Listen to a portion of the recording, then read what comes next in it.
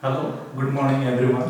Today I am going to discuss the Company Act 2013 is the basic law. Company act का मैं introduction parts की summarise करूंगा, आपको revision करूंगा। तो इस 1 घंटे या 1.5 घंटे में आपको पूरी तरह से कंपनी एक्ट का रिवीजन करूंगा इंट्रोडक्शन पार्ट की। तो सिंपली रिवीजन होगा कंपनी एक्ट की फॉर्म, हिस्टोरिकल एवोल्यूशन से टाइप्स ऑफ कंपनी तक। तो पहले हम कंपनीज एक्ट के बारे में जानेंगे। कंपनीज एक्ट क्या है?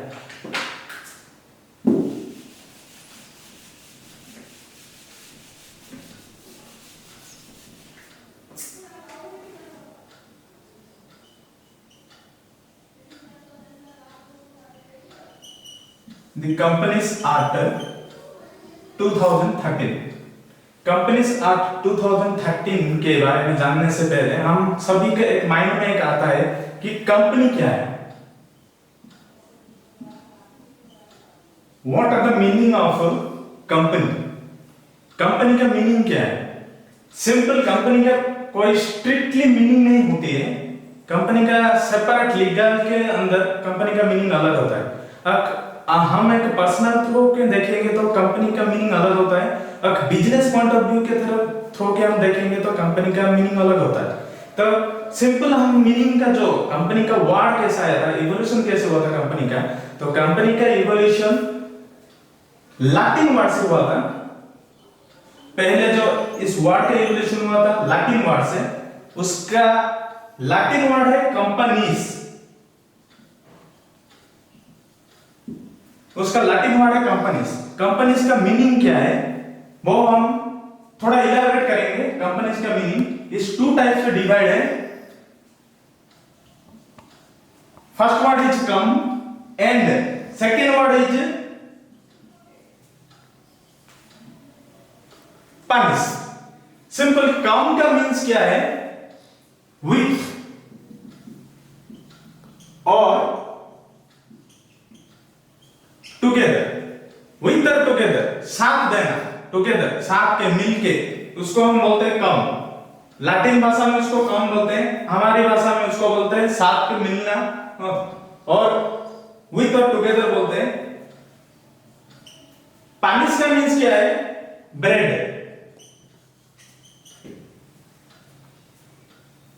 ब्रेड मीन्स रोटी, यानी कुछ खाने के। तो इस वर्ड का इवोल्यूशन उस टाइम में हुआ था जो लोग एसोसिएशन होके या मिलके कुछ मील्स करते हैं। तो सिंपली वर्ड जो मीनिंग है कंपनीज का, दो the association of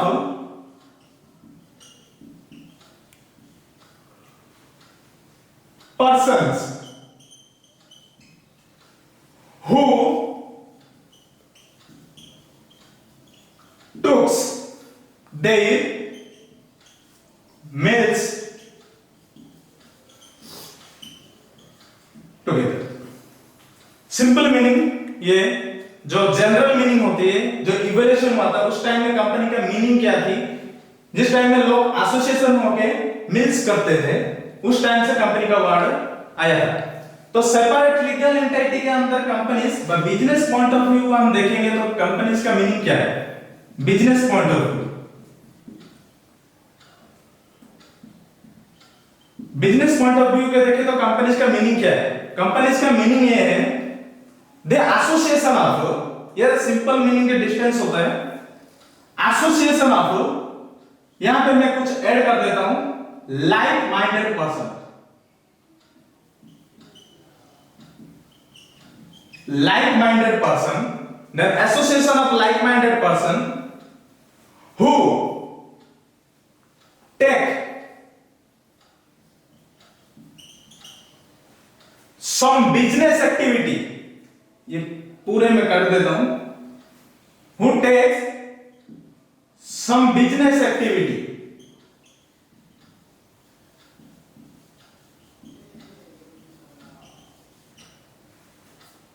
with the intention of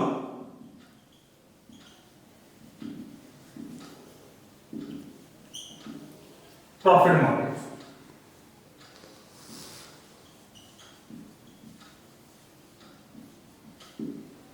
that is called company. Simple, the association of like minded person. Like minded person का मीनिंग है सभी का माइंड एक जैसे होना और सभी का माइंड एक ऑब्जेक्टिव ओरिएंटेड होना। जैसे कि प्रॉफिट मोटिव, सभी का माइंड प्रॉफिट मोटिव होगा और सभी का ऑब्जेक्टिव या AIIMS future goal, extension of future goals. तो कंपनी का मीनिंग ये है कुछ एसोसिएशन हो गए लाइक माइंडेड पर्सन, लाइक हम कंपनी के बारे में बोलते हैं तो मेंबर्स, कंपनी के मेंबर्स जो शेयर होल्डर्स होते हैं उनका माइंड एक जैसे होना। लाइक माइंडेड पर्सन का मतलब एक जैसा होना माइंड। और सब बिजनेस एक्टिविटी करेंगे, है ना। जो बिजनेस एक्टिविटी इधर गुड्स में होगा या सर्विस में होगा, दोनों तरह की बिजनेस एक्टिविटीज को with the intention of profit motive. अगर प्रॉफिट मोटिव में उस टाइप के बिजनेस को एक एसोसिएशन करता है तो उसको हम बोलते हैं कंपनी। Okay, simple. हम अब कंपनीज एक्ट 2013 की ओर जाएंगे। कंपनी का ये सिंपल मीनिंग है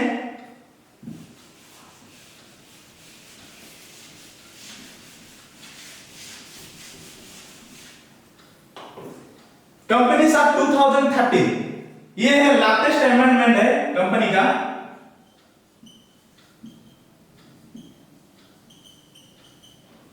लेटेस्ट अमेंडमेंट एक्ट है। उससे पहले भी कंपनीज एक्ट आ चुका है। द कंपनीज एक्ट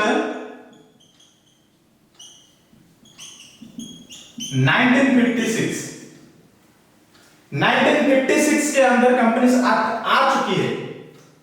अभी उसको अमेंड होके 2013 में कंपनीज एक्ट आया है। कुछ ज्यादा डिफरेंस नहीं है उसमें। कुछ प्रोविजन को हटा दिया गया है, कुछ प्रोविजन ऐड किया गया है। तो कंपनीज एक्ट ओवरऑल एक न्यू फॉर्म में आया है। कंपनीज एक्ट जो अभी कॉर्पोरेट लॉ की एक पार्ट है, कॉर्पोरेट लॉ की कंपनीज एक्ट के अंदर आती है। तो कंपनीज एक्ट में ये पूरी तरह से आपको कंपनीज एक्ट में पूरा कंपनी के बारे में up to formation to winding up तक कंपनी के प्रोविजन उसमें मिलेंगे। ये लेटेस्ट अमेंडमेंट के साथ आए। अभी भी कुछ अमेंडमेंट हुआ है 2015 में, 2017 में। 2015 में अमेंडमेंट कुछ हुआ है, 2017 में अमेंडमेंट हुआ है कुछ।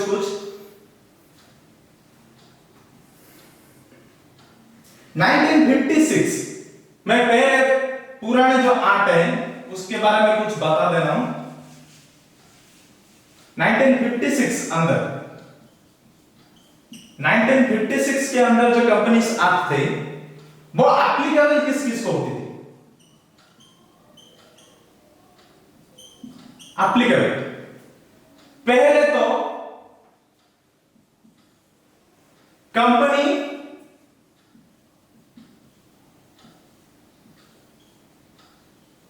formed or registered under this act. Under this act means 2013 में एप्लीकेबल हुआ था 1956 किस को? जो कंपनी फॉर्म्ड और रजिस्टर्ड हुए थे 1956 के अंदर।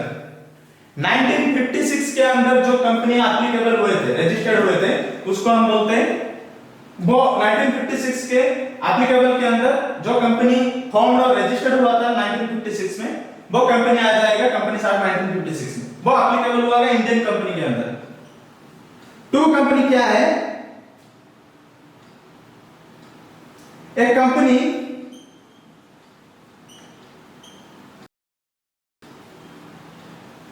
फॉर्म्ड और registered under any previous law, any previous company law, any previous company law के अंदर जो भी कंपनी फॉर्म्ड और रजिस्टर्ड हुआ है वो भी एप्लीकेबल होगा 1956 के अंदर। मैं ओवरऑल लुक दे रहा हूं 1956 में एप्लीकेबल क्या क्या होता है। ऐसे बहुत सारे हैं जो कंपनी के अंदर आते हैं, क्या क्या एप्लीकेबल नहीं हुआ था, applicable, not applicable, not applicable, applicable OPC नहीं हुआ था, सेक्शन 8 कंपनी नहीं हुआ था। मैं कुछ दे रहा हूं, सेक्शन 8 कंपनी, कुछ कंपनी दे रहा हूं, ये एप्लीकेबल नहीं हुआ था ओपीसी का एंड सेक्शन 8 कंपनी का, दोनों कंपनी यहां पे एप्लीकेबल नहीं हुआ था क्योंकि उस टाइम पे ओपीसी का कोई अमेंडमेंट नहीं आया था और सेक्शन 8 कंपनी का कुछ अलग तरीके से अमेंडमेंट नहीं आया था। और कुछ मुझे याद है, डॉर्मेट कंपनी, डॉर्मेट कंपनी, उसका भी कोई अमेंडमेंट नहीं आया था। इसी तरह के बहुत कंपनी है जो प्राइवेट पब्लिक कंपनी को रिलेटेड, प्राइवेट पब्लिक कंपनी को रिलेटेड कुछ भी अमेंडमेंट वहां पे नहीं आया था, जो पुराना एक्ट के अंदर ही था। नए एक्ट जो आया 2013 में, यहाँ पे कुछ ऐड किया गया, ओपीसी ऐड किया गया है, फॉर एग्जांपल सेक्शन 8 कंपनी का ऐड किया है, प्राइवेट पब्लिक कंपनी का कुछ अमेंडमेंट ऐड किया गया है यहाँ पे। तो इस तरह के कंपनी का कुछ 1956 का ये है जो सिंपली हम बोलेंगे तो कुछ प्रीवियस ईयर लो का कुछ हाईलाइट पॉइंट है यहाँ पे। तो अभी हम जाएंगे companies act 2013, sorry, companies act 2013। पहले इस कंपनी का एक कंपनी साथ कैसे आया है, ये तो पहले से ही कंपनी साथ थी, 1956 पहले से ही थी। सिंपली एक बिल पास हुआ, एक बिल पास हुआ लोकसभा एंड राज्यसभा,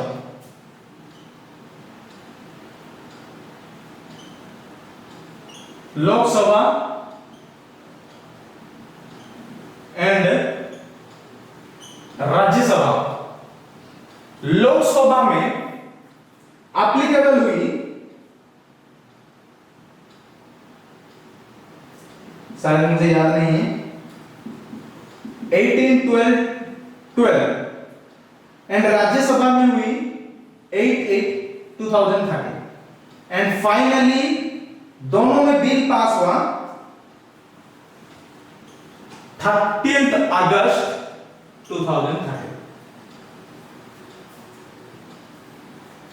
पहले बिल पास हुआ कंपनी का 2013 का जो न्यू कंपनीज एक्ट आया, 1956 अंदर ही एक्ट थी।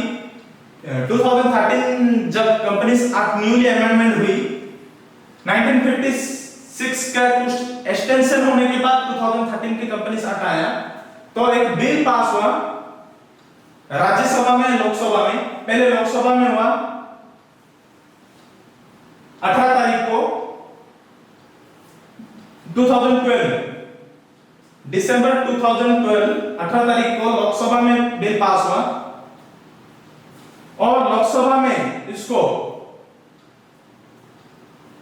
सैंक्शन होने के बाद राज्यसभा में सिर्फ एक साल के बाद यानी 8 तारीख को उसको फिर से राज्यसभा में बिल पास हुआ और फाइनली दोनों में बिल पास होने के बाद 13 अगस्त 2013 में ये फाइनली कंपनीज एक्ट की बिल पास हो गई।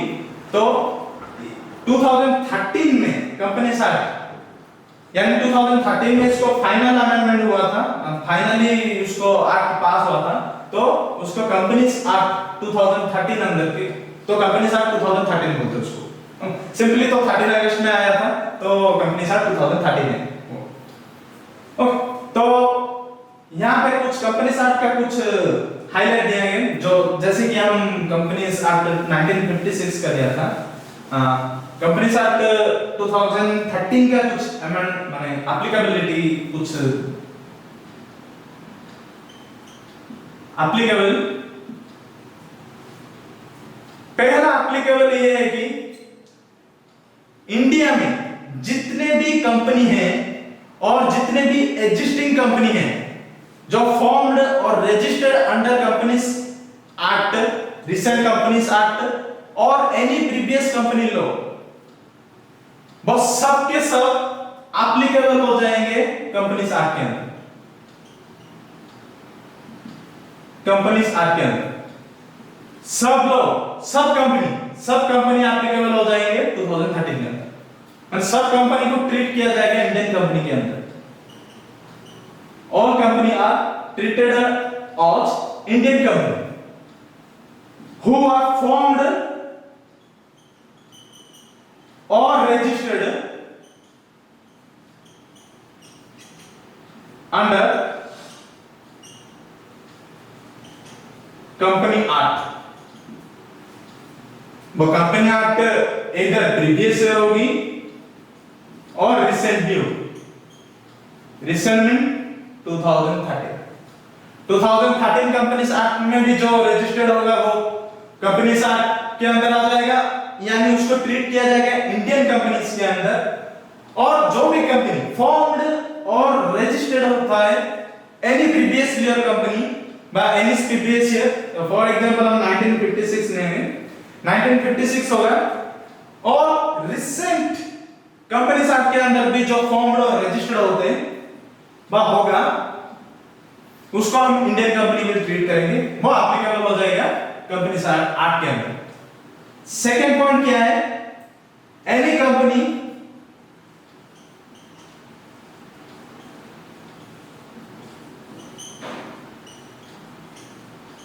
registered under this act including amendment,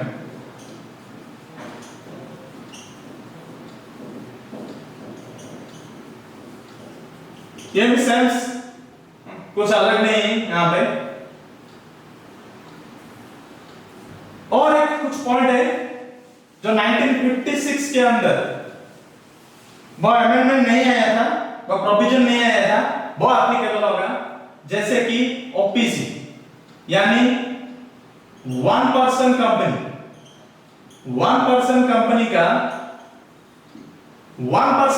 का कुछ कॉन्सेप्ट 2013 के अंदर कंपनीज एक्ट में वो कुछ ऐड किया गया है, वो वन पर्सन कंपनी एप्लीकेबल हो जाएगा कंपनीज एक्ट 2013 के अंदर। सेकेंड केस है सेक्शन 8 कंपनी। सेक्शन 8 कंपनी वो अभी 1956 के अंदर नहीं आया था, अभी 2013, और 2013 के अंदर तो कंपनी सेक्शन 8 कंपनी 1956 के अंदर उसका कोई प्रोविजन नहीं था, अभी 2013 सेक्शन 8 कंपनी में, सेक्शन 8 कंपनी 2013 के अंदर कुछ प्रोविजन उसको ऐड किया गया है। पहले सेक्शन 8 का कोई कांसेप्ट नहीं था, अभी 2013 में उसका कांसेप्ट आया है। ओपीसी भी वन पर्सन कंपनी का कांसेप्ट नहीं था, टाइप्स ऑफ कंपनी में वन पर्सन कंपनी नहीं थी, अभी उस वन पर्सन कंपनी का उस एप्लीकेबल के अंदर आता है 2013 के। और कांसेप्ट है डॉर्मेंट कंपनी की कांसेप्ट 1956 में नहीं आया था, अभी 2013 के अंदर डॉर्मेंट कंपनी का कुछ कांसेप्ट आया है, मैं प्रोविजन उसके रिलेटेड है, जैसे कि फॉर्मेशन के अंदर कंपनी का फॉर्मेशन के अंदर कुछ, और इनकॉर्पोरेशन,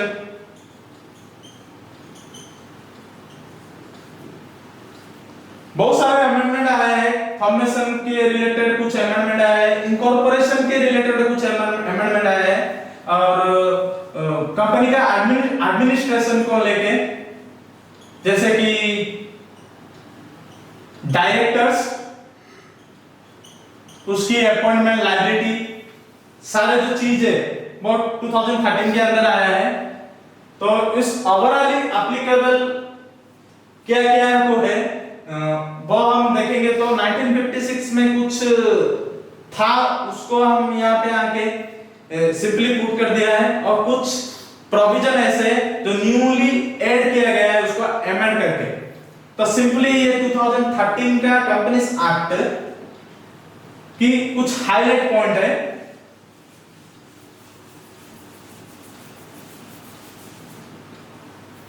कंपनी सार का कुछ हाईलाइट पॉइंट है। ओके, कंपनी सार 2013 उसका मेजर अमेंडमेंट आया था। मेजर अमेंडमेंट उससे देखे तो अमेंडमेंट 2013 के बाद 2015 में अमेंडमेंट आया, उसके बाद 2017 में अमेंडमेंट आया, अभी 2019 में कुछ अमेंडमेंट आया है।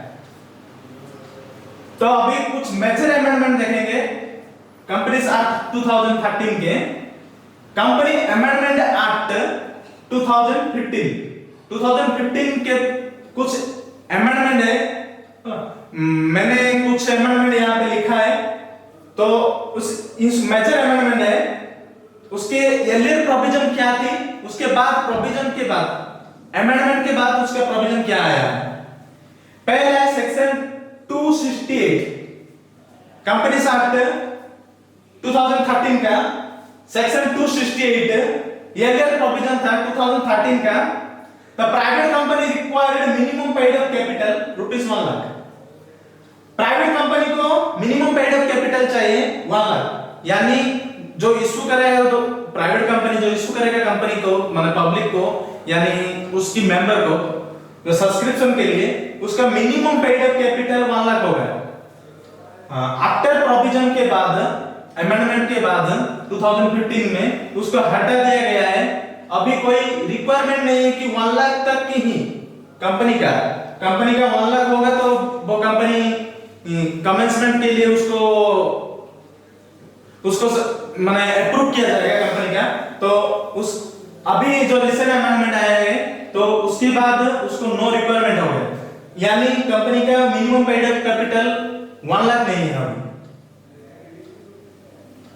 ये कुछ अमेंडमेंट प्राइवेट कंपनी का, जो पहले अमेंडमेंट पहले प्रोविजन के अंदर आता था minimum paid up capital 1 lakh, but after provision के बाद, आफ्टर अमेंडमेंट के बाद उसका प्रोविजन आया है, कोई फिक्स नहीं है कि 1 लाख होगा तो कंपनी स्टार्ट करेगा, तो 1 लाख नहीं होगा तो कंपनी कमेंसमेंट के लिए स्टार्ट नहीं होगा। तो उसके अभी जो अमेंडमेंट आया है उसके बाद उसका नो रिक्वायरमेंट है, यानी कोई फिक्स नहीं है कि मिनिमम कैपिटल कितना होगा। सेम केस सेक्शन 271 जो पब्लिक कंपनी का डेफिनेशन है, ये जो सेक्शन 268 था वो प्राइवेट कंपनी का डेफिनेशन था। अभी जो 271 सबसेक्शन 71 है जो पब्लिक कंपनी का डेफिनेशन है। पब्लिक कंपनी का जो डेफिनेशन है, फर्स्ट पॉइंट जब पेड अप कैपिटल उसका जब पब्लिक कंपनी का मिनिमम पेड अप कैपिटल था 5 लाख, अभी 2015 अमेंडमेंट के एक्ट के द्वारा उसको अमेंडमेंट किया गया है। सेम केस उसको भी कोई रिक्वायरमेंट नहीं है कि जो 5 लाख होगा तो कंपनी स्टार्ट होगी, 5 लाख तो नहीं होगा तो कंपनी स्टार्ट नहीं होगा। तो मिनिमम जो पेड अप कैपिटल है, जो मिनिमम पेड अप कैपिटल है, जो नो रिक्वायरमेंट है अभी आफ्टर अमेंडमेंट के बाद उसको हटा दिया गया है। जो 5 लाख थी वो ओमिटेड हो गया, यानी ओमिटेड तो नहीं है, तो 5 लाख जो हो वो फिक्स नहीं है, जितना भी वो सब्सक्रिप्शन करेगा वो उसके लिए वो कंपनी स्टार्ट कर सकता है। कंपनीज एक्ट 2013 के सेक्शन 11 में क्लियरली डेफिनेशन है, क्लियरली मेंशन किया है commencement of business.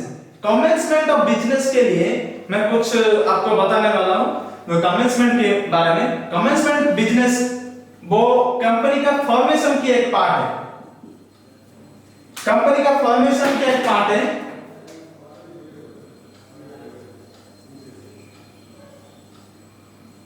Formation of companies उसका एक पार्ट है कमेंसमेंट ऑफ बिजनेस। तो फॉर्मेशन के अंदर क्या क्या आता है, तो 4 स्टेज में उसको डिवाइड किया गया है। इस 4 स्टेज के अंदर कंपनीज आता है, मतलब कंपनीज का फॉर्मेशन होता है।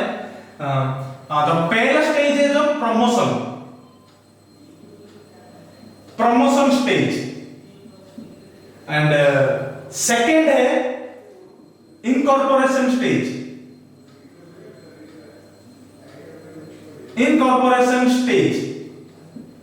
एंड थर्ड है capital raising of capital, capital तो नहीं है, raising of capital, raising of capital. और लास्ट में है कमेंसमेंट ऑफ बिजनेस।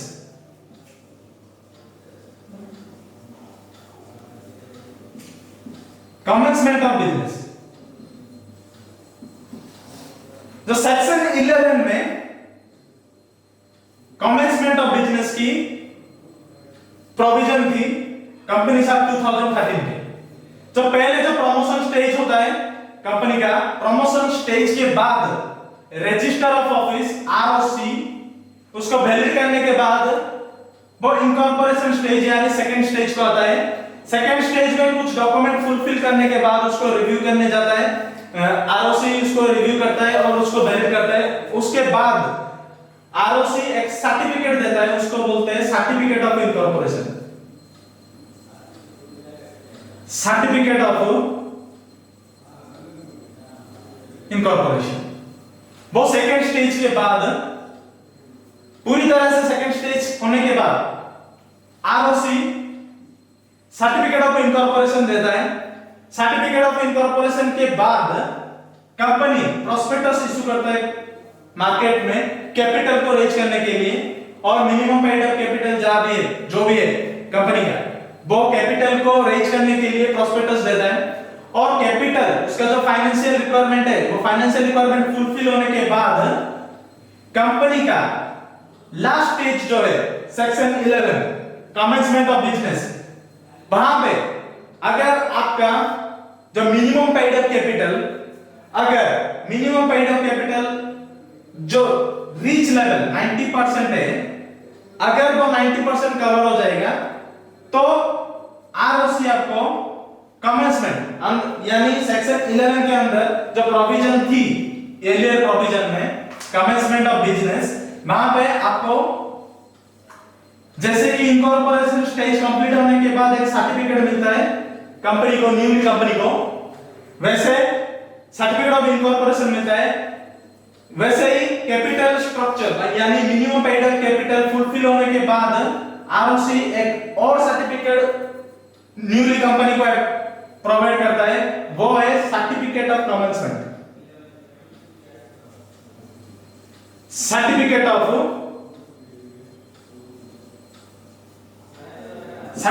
कमेंसमेंट।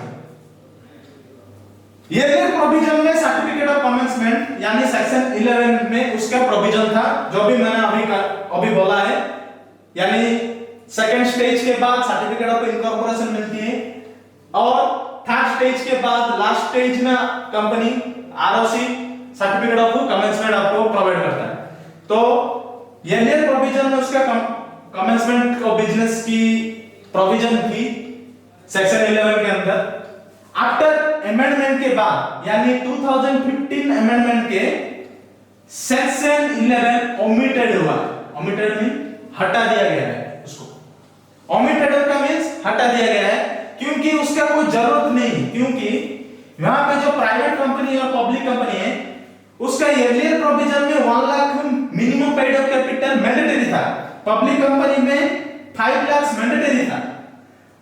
उसके जो अमेंडमेंट है नो रिक्वायरमेंट हो गया, तो इसीलिए सेक्शन 11 का कोई जरूरत नहीं पड़ा क्योंकि जो सेक्शन 11 इस प्रोविजन के रिलेटेड है।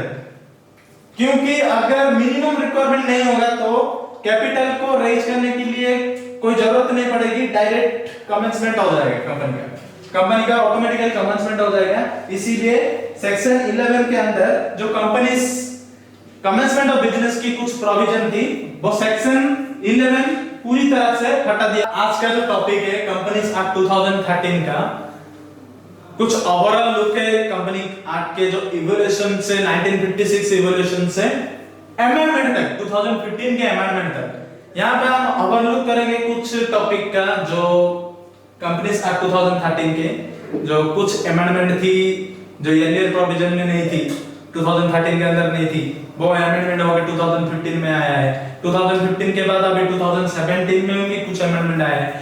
कुछ मेजर इतने सारे तो अमेंडमेंट है, सबको यहाँ पे डिस्कशन करना पॉसिबल नहीं है।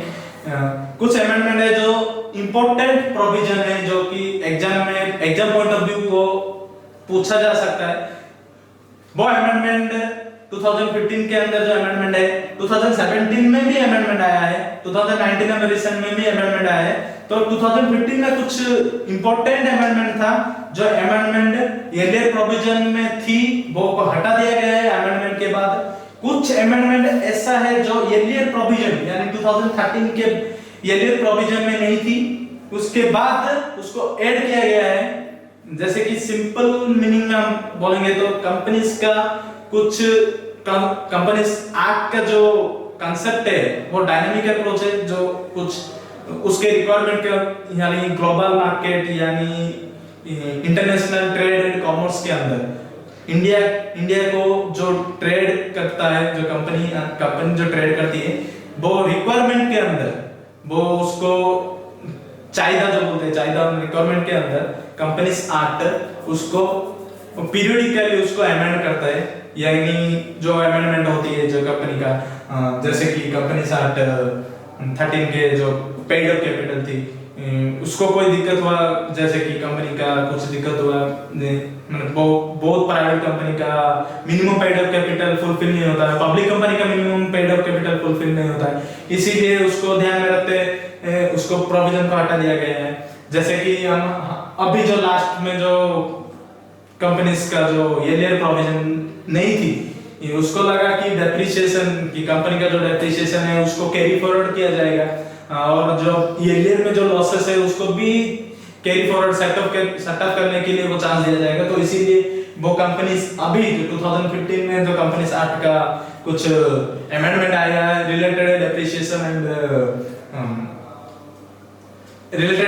And earlier losses, possible losses जो भी हुआ है, और एलियर प्रोविजन जो 2013 के अंदर यानी 1956 के बारे में हम बताने वाले, तो 1956 के अंदर जो कंपनीज एक्ट थी उसके कांसेप्ट नहीं थी ओपीसी के बारे में, 1% कंपनी के बारे में कुछ कांसेप्ट नहीं थी, यानी सेक्शन 8 यानी नॉन प्रॉफिट बिजनेस के, चैरिटेबल ट्रस्ट के जो बिजनेस है, डोरमेट कंपनी के कांसेप्ट और आरओसी के कुछ कांसेप्ट यानी कमेंसमेंट फॉर्मेशन के रिलेटेड कुछ अमेंडमेंट। यहाँ पे 1956 के जो पुराने अमेंडमेंट थी, वहां पे पुराने एक्ट के अंदर कुछ सेक्शन थी, प्रोविजन थी जो कि 2013 में उसको अमेंड किया गया है, और 2013 को रिक्वायरमेंट के अंदर यानी latest technology, latest corporate affairs के अंदर ध्यान में रखते हुए 2015 में कुछ अमेंडमेंट किया गया है, 2017 में भी अमेंडमेंट किया गया है।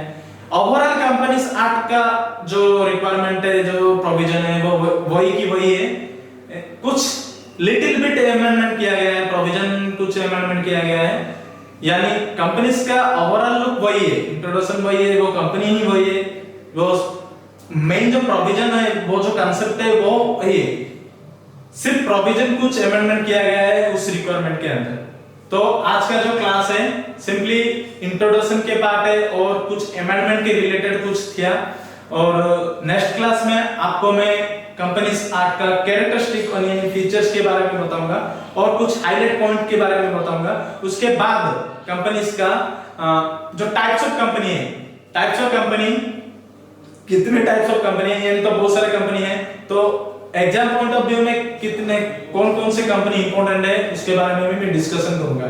और कंपनीज एक्ट का कुछ एडवांटेजेस क्या है, जो स्मॉल स्केल बिजनेस और की कोई लार्ज स्केल बिजनेस के जो सोल प्रोप्राइटरशिप थे, पार्टनरशिप थे, उसके लिए जो कंपनीज का क्या एडवांटेजेस है, और कंपनीज एक्ट में कंपनीज का क्या क्या डिसएडवांटेजेस है, उसके बारे में भी कल डिस्कशन करेंगे। Okay, thank you.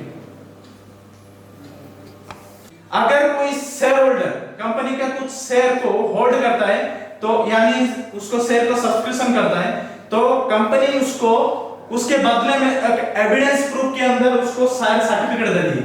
जो शेयर सर्टिफिकेट क्या है, एक रिटन एविडेंस प्रूफ होती है एक शेयर होल्डर के लिए।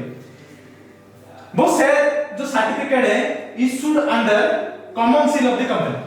जो कॉमन सील होती है कंपनी का, वो कॉमन सील के अंदर आती है वो शेयर सर्टिफिकेट, यानी कॉमन सील कंपनी का एक आर्टिफिशियल पर्सन होने के बाद वो एक रिप्रेजेंटेटिव करता है कॉमन सील कंपनी को रिप्रेजेंटेटिव करता है एक कॉन्ट्रैक्ट के लिए। तो जो काउंसिल था 2013 के 13 के जो एलियर प्रोविजन थे काउंसिल उसका मैंडेटरी था। तो शेयर सर्टिफिकेट इशू करने के बाद जो शेयर सर्टिफिकेट इशू करने के लिए काउंसिल की जरूरत पड़ती थी, यानी सेक्शन 46 में 46 एलियर प्रोविजन में शेयर सर्टिफिकेट इशू करने के लिए काउंसिल की जरूरत होती थी। या आफ्टर अमेंडमेंट 2015 के अमेंडमेंट के अंदर काउंसिल ऑप्शनल हो गया। काउंसिल ऑप्शनल होने के बाद शेयर सर्टिफिकेट इशू करने के लिए either one director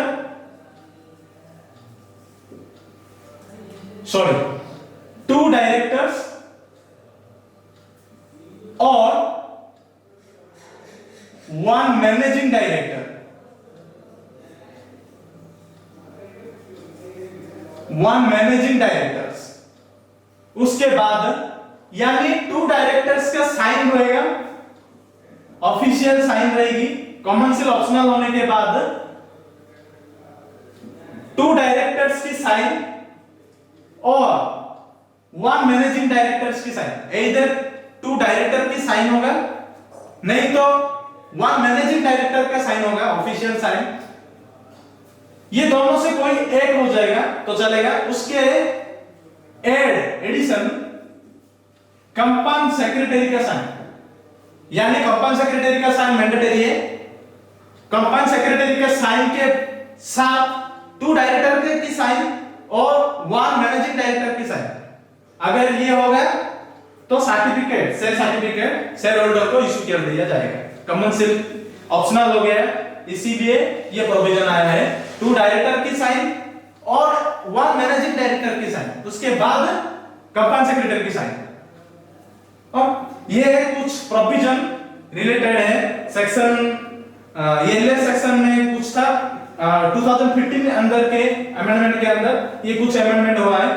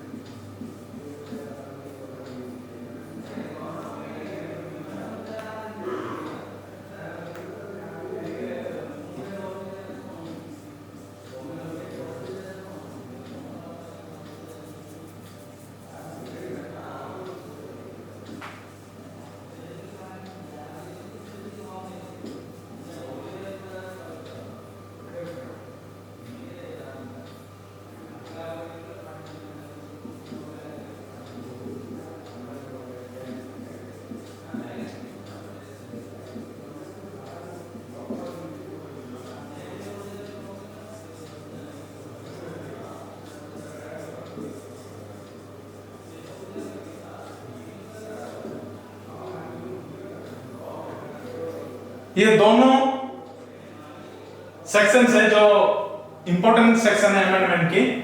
2013 के जो एलियर प्रोविजन थी सेक्शन 179(3) सबसेक्शन 3 के अंदर public company filed form number MGT 14 माने MGT 14 उसके जो एलियर प्रोविजन थी सेक्शन 179 के अंदर पब्लिक कंपनी फाइल करता था MGT 14।